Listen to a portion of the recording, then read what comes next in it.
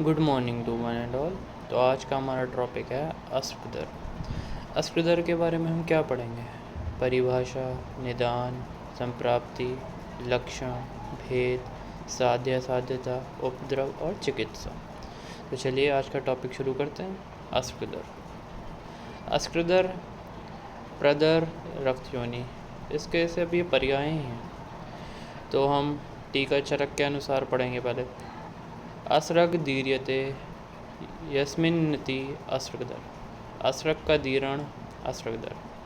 प्रीदीर्यते इति प्रदर है, रज का प्रदीर्ण प्रदर।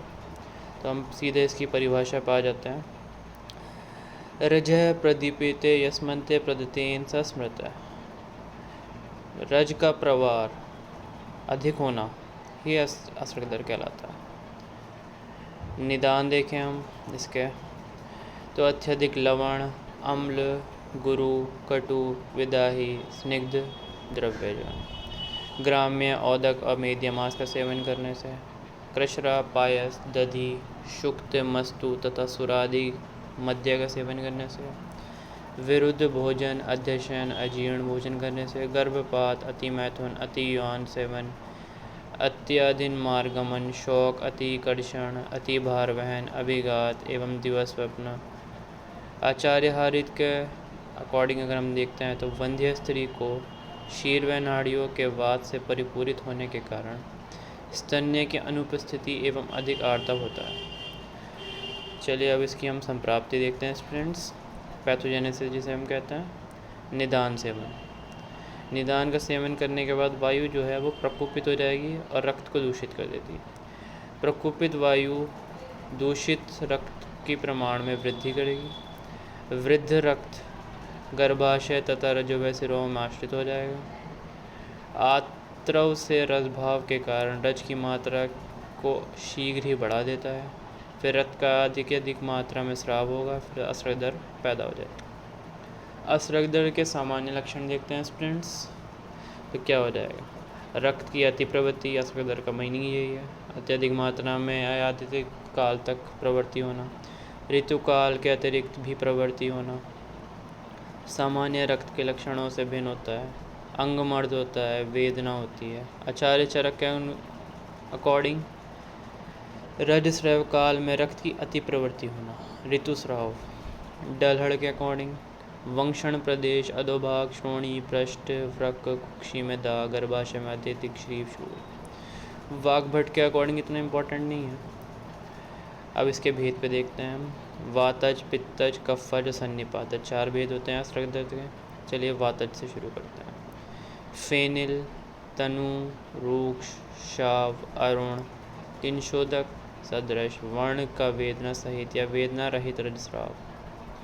वात के कारण कटी, वंशण, हृदय प्रदेश, पार्श्व, पृष्ठ, श्रोणी में तीव्र वेदना, मांस के धोवन से सदृश रक्तस्राव। ये वातज अस्रगदर में दिखाई देता है। पित्तज अस्रगदर में नील या पीत वर्ण, उष्ण, काला रक्त का अत्यधिक मात्रा में वेदना में बार बार स्राव होना, दाह, राग, तृष्णा, तृष्णा के साथ रक्त का बाहर निकलना, ज्वर, भ्रम से पीड़ित होना।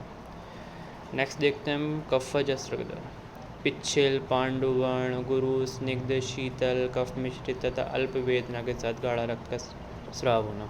ये कफज अस्रगदर के लक्षण हैं। सर्दी होना, अरोचक होना, हल्लास, श्वास तथा कास।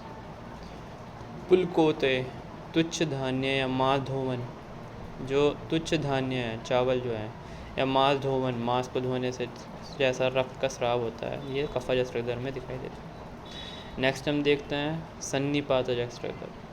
असाध्य एवं तीनों दोषों के लक्षण एक साथ मिलते हैं सन्निपातज अस्रगदर में। तो तीनों दोषों के जो लक्षण हैं वो सन्निपातज में दिखते हैं। सभी प्रकार के हेतु सेवन, अतिवध, वायु, पित्त के तेज से विदिग्ध, दुर्गंध युक्त, पिच्छिल, पीत वर्ण वाले कफ का योनि मार्ग में स्राव तथा वासा एवं मेद को लेकर सर्पी, मज्जा तथा वसा के सदृश अत्यंत तीव्र वेग से प्रभाव। मधु, सर्पी, हरिताल वर्ण, मज्जा, कुपणगंधी रक्तस्राव। ये माधव निदान में बताया गया। अब इसकी साध्य साध्यता देख लेते हैं। सन्निपात सदर असाध्य होता है। निरंतर स्राव वाली, तृष्णा, दाह, ज्वर पीड़ित, क्षीण रक्त वाली, दुर्बल स्त्री असाध्य होती है अतः परित्याग करें। ऐसी स्त्री का परित्याग भी करें और ये असाध्य भी होती हैं। बाकी वातर पित्तर का फर्ज साध्य हो जाते हैं अगर स्त्री का अल्प बल ना हो तो। उपद्रव देखते हैं इनके साथ साथ क्या उपद्रव उत्पन्न होते हैं। दौर्बल्य, भ्रम, मूर्छा, तम, तृष्णा, दाह, प्रलाप, पांडुत्व, तंद्रा, वातज रोग, शोथ उत्पन्न होते हैं। अब ये इसके उपद्रव हो गए।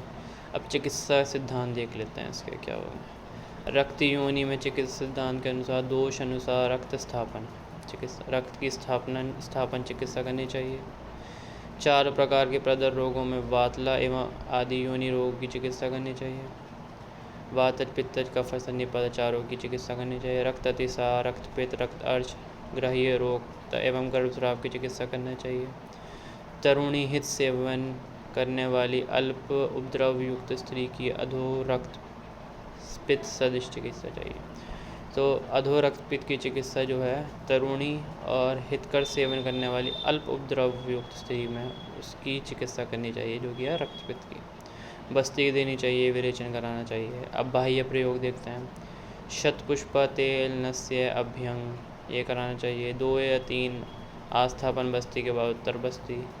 चंदनादि और रसनादि निरूह बस्ती। मधुकादि अनुवासन। रौद्रादि आस्थापन। मुस्तादि यापन बस्ती।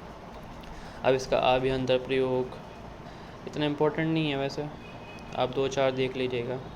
आगे चलते हैं वातज आश्रय की चिकित्सा में। तिल चूर्ण की दधि, घृत, फाणित, शूकर वसा एवं मधु के साथ सेवन। वरहा के मेदा युक्त मांस रस में कुलत को आत मिलाकर सेवन करना चाहिए।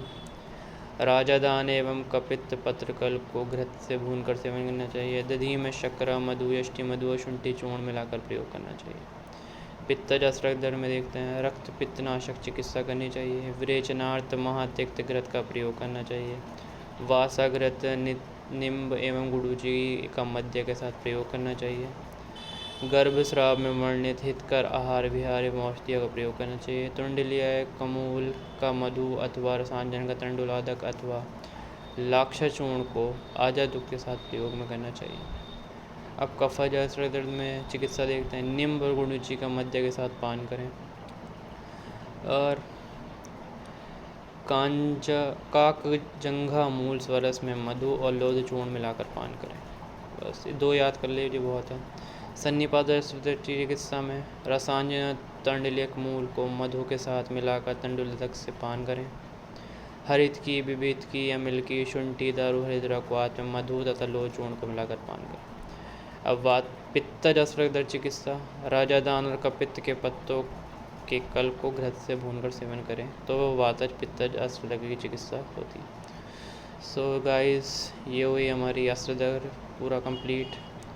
कोई भी अगर प्रॉब्लम है तो आप प्लीज़ कमेंट में बताइए। लाइक कीजिए, सब्सक्राइब कीजिए, शेयर कीजिए। Thank you. मिलते हैं आपसे नेक्स्ट वीडियो में। Thank you to all.